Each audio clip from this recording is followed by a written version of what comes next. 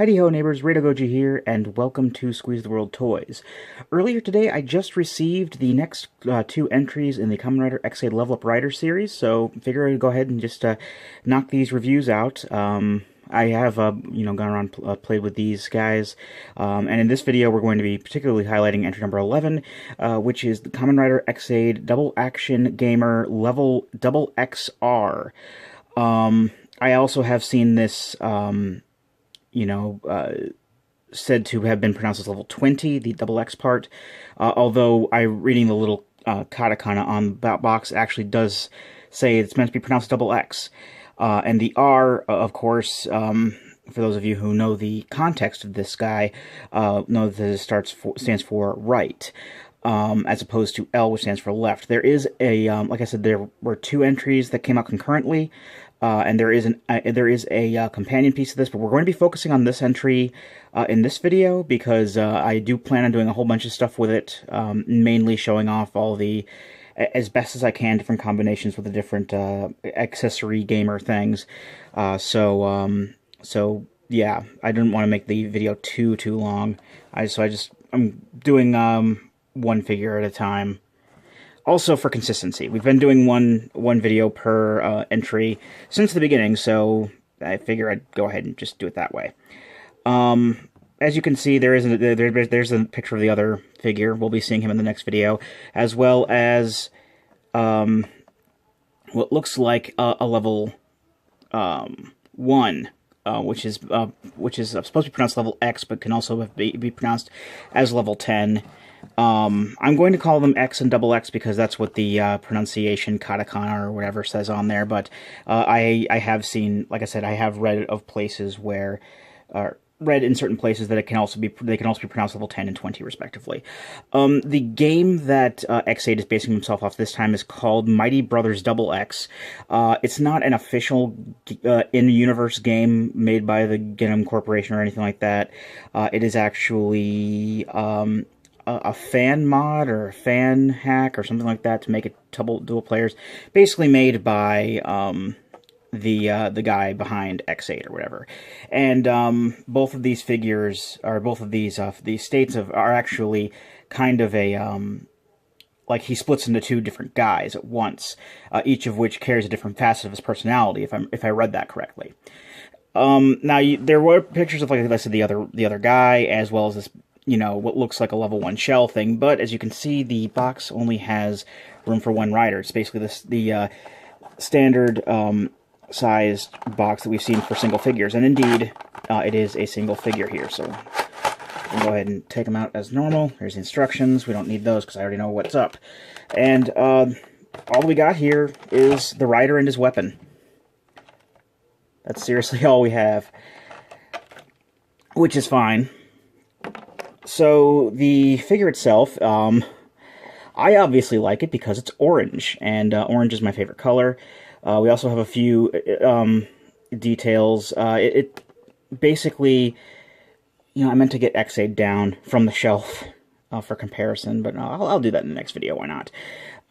There are some differences from standard figures, like the level 1, or I guess in this case level X face, is half on the shoulder rather than on his back. Instead we have this neat little clip thing here. It looks like half of a clip and half of a hole for a clip. That will come into play later. Also, the I do want to kind of show off on the, if it'll focus. I don't know if it will, but yeah, there we go. If you'll notice on the chest plate here, instead of the standard like 4-button layout sort of thing, we actually have like a 9 key, looks like part of a keyboard. I think that's supposed to be in reference to the fact that it's like a modded game or a bootleg or something like that, and those are mostly played on the computer as opposed to standard consoles, so that's kind of an allusion to that. Also, we have 3 icons for the Gashikon weapon, a sword, a gun, and an axe, and that's basically because the weapon here, the Gashikon Key Slasher, is basically an amalgam of all those things. Now, it doesn't transform really per se. I don't know how it does in the show because, again, I haven't seen the show, but like if you put, like, there's like the keypad here, and there's like these outer kind of semicircle buttons or whatever that will switch between the different modes. Basically, like the axe blade is here, the sword blade is over here, and then the gun barrel is here. With this is supposed to be like yellow. Again, this is all molded in a single color plastic. In this case, orange, because, well, coming off of an orange figure, I suppose. But considering that it has 3 modes and doesn't really transform much, they only have the one in there, and I guess it can depend on how he holds it, which is also why the handle is kind of curved. But I can't really get him to hold it like a gun on its own, because of how it kind of, you know, they always kind of fall out of the hands and whatnot. And as usual, it's actually kind of pretty much a standard figure, other than the face placement here. All the same articulation as the standard stuff. You still have the double jointed knee here. The gamer driver is still removable, although there really isn't too much of a reason to do that. And also the double gashet is in there, which is basically a thing specifically for the double action gamer forms for X-Aid. But it's still removable as per normal, as is the chest plate. But other than that, it has all of the holes and slots that you would expect the other figures to have. So it is sort of compatible with, like, say, the level 3 stuff, like, say, sorry, let me just move this a little bit. The Robot Gamer and the Beat Gamer and so on. I'm going to go through a few transitions here to kind of show off as much as I can. But I mean, just a forewarning, they don't really fit very well on there. That's the main issue I have. We have all of the plug-in spots for their stuff, but they don't fit very well because of how the figure is constructed. It's mainly this face, and the face does come off like on the other figures. It actually just kind of holds on there. It doesn't slide or anything like that, but you do have this post on the shoulder does get in the way. Also, the hair does not, with the little, you know, bang here, does not agree with the way that a lot of the the armor bits are set up, especially with the visors. But I am going to persevere, and I'm going to show off as much as I can in regards to basically putting the level 3 and level 5 stuff on him. I'm not going to... In previous videos, I have been saying, like, oh, this is X-Aid, you know, Hunter Action Gamer level 5 and stuff like that, because those are official names for it. I don't really think that there's an official nomenclature going on with the level LvXX figures, though, because of the fact that they don't use those. They don't really even have any room for the other gashets in there and the driver. So I'm just going to, you know, put them on there because, you know, it's a feature of the figure line, so it is something that we should expect at least some sort of compatibility with. But they don't really have an official names for that because they're incompatible in-universe, so I'm not going to worry too much about that. So, give me one moment, I'm going to just do a real quick transition, and we will start looking at what this guy looks like with the additional accessory gamers equipped to him as best as I possibly can. Okay, first off, here is the figure with the Robot Gamer equipped, again, as best as I probably possibly could. Pretty much all of these are going to have the level 10 face half off, because otherwise they're not going to be able to fit it all. They can't fit around that face, not even, because even the frame is going to come too close to it. The shoulder pad here doesn't really fit well, or at least fit in as well as this side does, because of the posts in the way. The visor...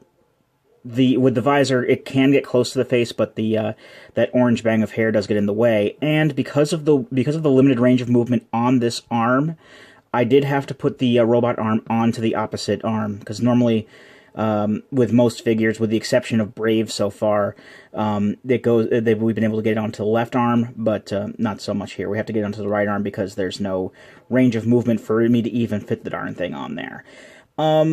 But for what it is, it looks okay. I guess the red sort of goes kind of well with the neon orange, but you do kind of have to look off to the side in order for you to get the visor even close to the face, because otherwise it's just going to be like out like that. So you gotta go off to the side so the bang has a little bit of clearance and it doesn't look that great as far as the face goes. But, you know, it is still compatible to an extent at the very least. So that's something. As far as compatibility is concerned, the Beat Rider does, or the Beat Gamer, I should say, does fare a whole lot better. The hat, sunglasses, visor sort of thing actually can get pretty close to the face without the hair getting in the way, so that's always nice. The turntable fits on quite nicely. It's just, again, you can't really move this arm around much, but that's okay. All in all, none of the features really get in the way of anything, and it overall looks pretty good as far as compatibility is concerned. The yellow works kind of well. Again, you know, warm colors going on warm colors with the neon orange. Yeah, I actually kind of like this one. So far in my playing around with this, I found that the sports gamer is probably the least compatible, as so far as, you know, full, you know, equipment and everything, how it's supposed to go on.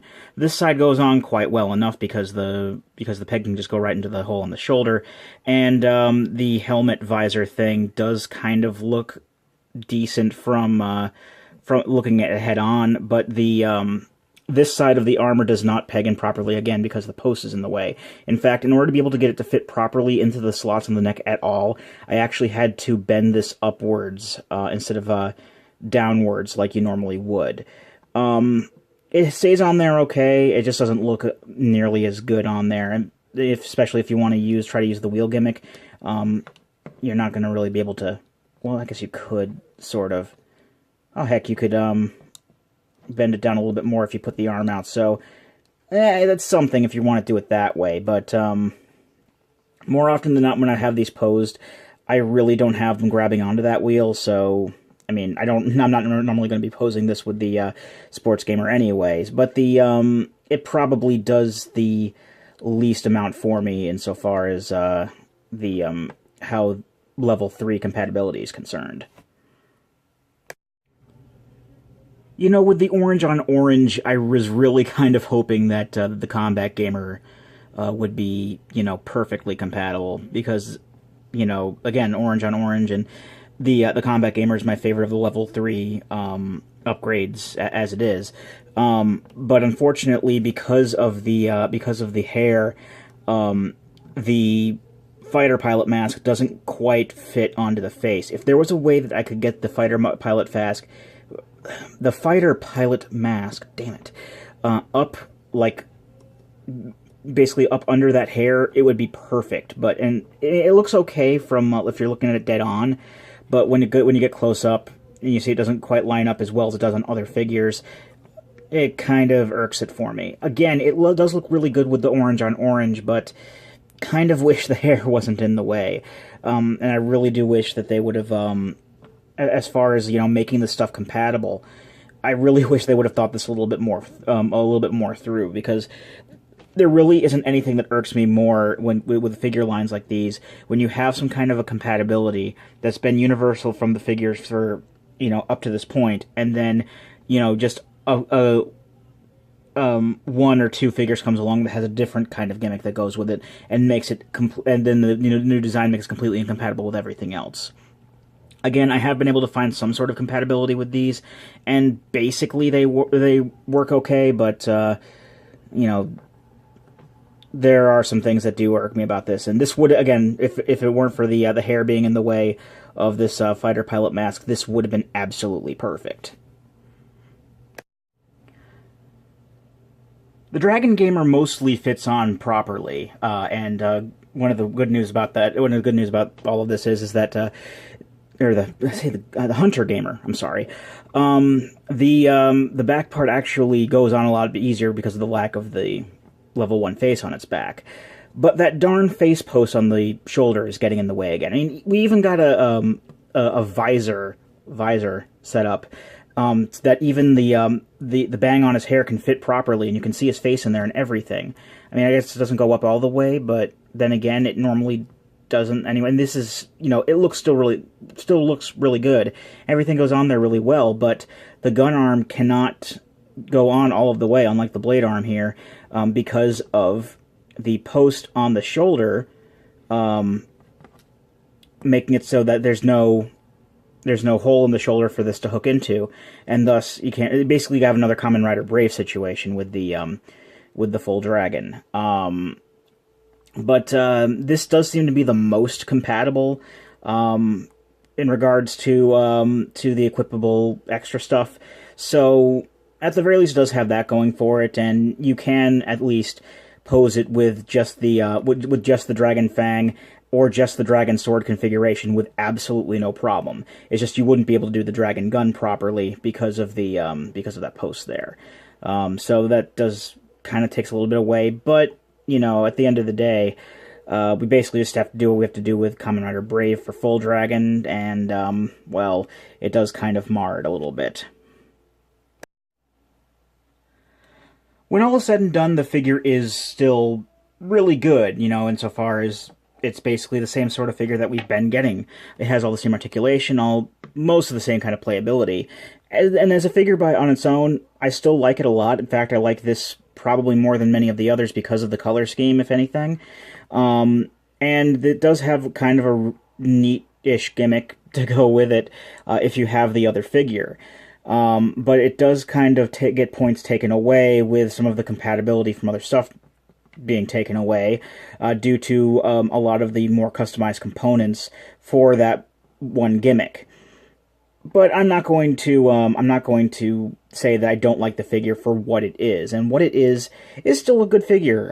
It's, you know, again, basically the same one that we have been getting, same articulation, same playability for the most part on its own. And I'm not going to, I'm not going to, you know, to say that it's a bad figure because of that. But it's just, I really do wish that it was fully compatible with everything else, or at least didn't have what problems it did have. But the figure on its own, I don't know if it's really worth getting on its own because of how specialized it is. If you don't have anything else, like if you don't have like the robot game or anything like that, you wouldn't be able to take advantage of that. But you really do need, in order to be able to use the main gimmick that it was designed for, you really do need its companion figure. Luckily, I do have that, but I'll talk a bit more about that when we talk about the companion figure in the next video. So, until then, I've been Radio Goji, and I'll be here next time. Join me, won't you?